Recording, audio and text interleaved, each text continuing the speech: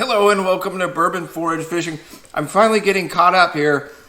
I just did a review of the Mitger's limited release barrel proof rye from 2024, and now I'm catching up to another bottle that a lot of people are talking about. That's the A124 from Elijah Craig. A lot of people do not like this bottle. We're going to investigate as to why this is.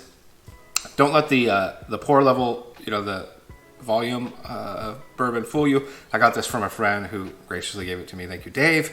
Because he hated it. He left an incredibly vitriolic review of this. He really hates this batch.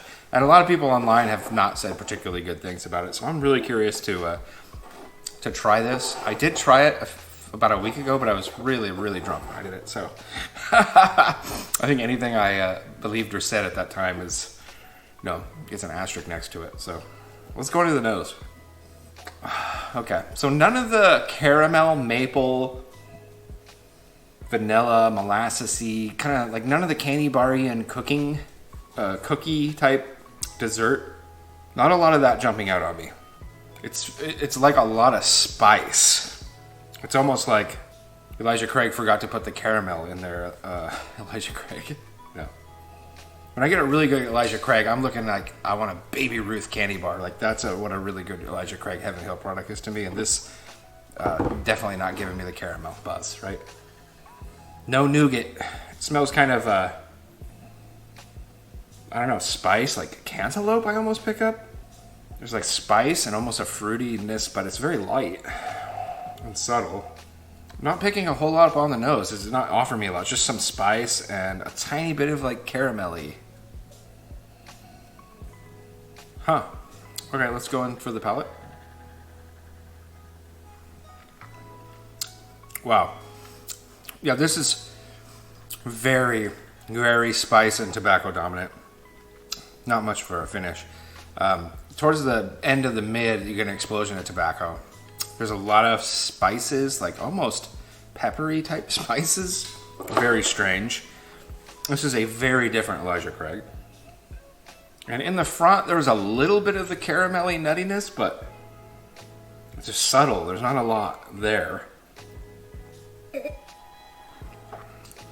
There's not, this is a very lighter, like lots of high notes. Sometimes with Heaven Hill, you get like that dark caramel, molassesy, honey, maple, like those deep, rich, desserty notes. There's not a lot of that going on. It's almost like fruity and light with a lot of spice and tobacco. I'm gonna put it next to the B522 for shits and gigs. These tend to be, the beef batches tend to be very nutty.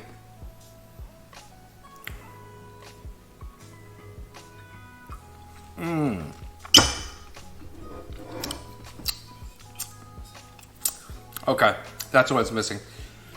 Yep, that desserty caramelliness, which coats the mouth and goes through all the way into the finish even.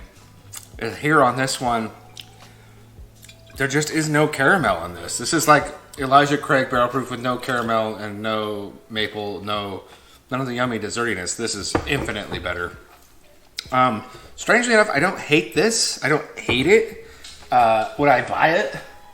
No, I wouldn't buy it. Would I recommend anybody else buy this? No, I wouldn't recommend to buy this. It's not a good batch. This is probably my least favorite Elijah Craig batch ever. It's just missing a lot of the critical factors of things that I like about Elijah Craig. So I can definitely see why people hate this. It's not a terrible bourbon, but it's not really a good bourbon either, if that makes sense. So there you go. Elijah Craig A124. I'd say it's a dud. I'd say this is a dud. I wouldn't say it's the worst bourbon in the world, but definitely would pass on buying this. It just doesn't interest me. I don't think it's going to interest most people that like ECBP. It's going to turn them off. So I don't know what I'm going to do with this bottle now. You've been watching Bourbon Forage Fishing. I hope you enjoyed this. Thank you so much. Take care.